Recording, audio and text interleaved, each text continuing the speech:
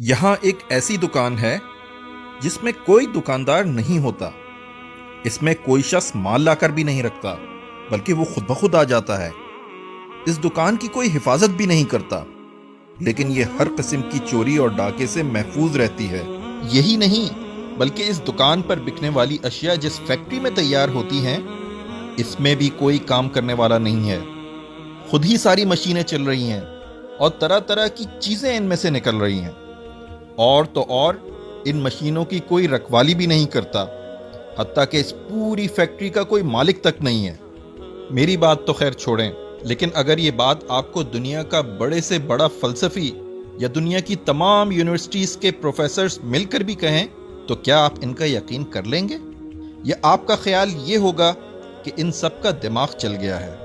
اگر ایک چھوٹی سی دکان اور کسی فیکٹری کے متعلق آپ کا یہ خیال ہے تو یہ زمین و آسمان کی صورت میں اتنی زبردست فیکٹری جو آپ کے سامنے چل رہی ہے، جس میں یہ سورج اور چاند جو ایک نظام کے تحت چل رہے ہیں، جس میں سمندر سے بھاپیں اٹھتی ہیں، بھاپوں سے بادل بنتے ہیں، بادل کو ہوائیں اڑا کر زمین کے کونے کونے میں پھیلاتی ہیں، پھر ان کو ٹھنڈک پہنچا کر دوبارہ بھاپ سے پانی بنایا جاتا ہے، پھر وہ پانی بارش کے قطروں کی صورت میں گرایا جاتا ہے، پھر اس بارش کی بدولت مردہ زمین میں طرح طرح کے لہلہاتے ہوئے درخت نکالے جاتے ہیں، قسم قسم کے غلے، رنگ برنگ کے پھل پیدا کیے جاتے ہیں.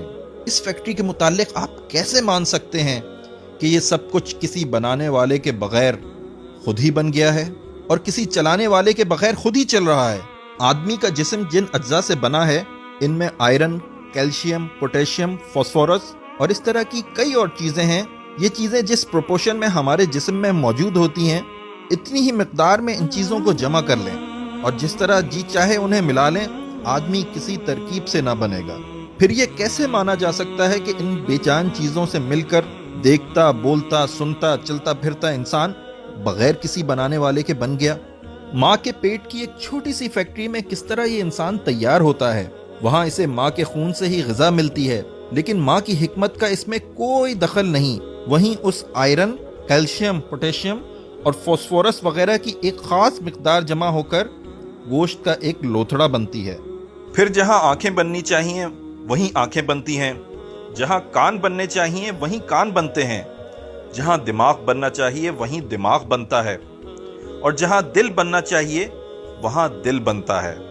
ہڈی اپنی جگہ، گوشت اپنی جگہ، غرض اس فیکٹری میں ایک ایک پرزہ اپنی اپنی جگہ پر ٹھیک بیٹھتا ہے. پھر اس میں جان پڑ جاتی ہے، دیکھنے اور سننے کی طاقت، چکھنے اور سونگھنے کی طاقت، بولنے اور لکھنے کی طاقت، سوچنے اور سمجھنے کی طاقت، اور نہ جانے کتنی بے حد و حساب طاقتیں اس میں بھر جاتی ہیں. اس طرح جب انسان مکمل ہو جاتا ہے تو پیٹ کی وہی چھوٹی سی فیکٹری جہاں 9 مہینے تک وہ بن رہا تھا خود اسے باہر دھکیل دیتی ہے.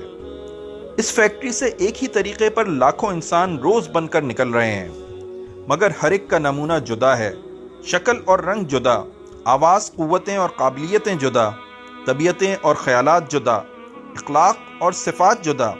یہ ایک ایسا کرشمہ ہے جسے دیکھ کر عقل دنگ رہ جاتی ہے.